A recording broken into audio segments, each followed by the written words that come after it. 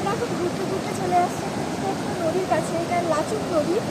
এটা একদম শুধুমাত্র এইখান থেকে ফ্লো হয়ে বড় নদীতে মিশছে। আর তার পাশে রয়েছে একটা সুন্দর ব্রিজ, তার ভিউটা আপনারা দেখতেই পাচ্ছেন, এবং তার সাথেই সুন্দর প্রাকৃতিক পরিবেশ।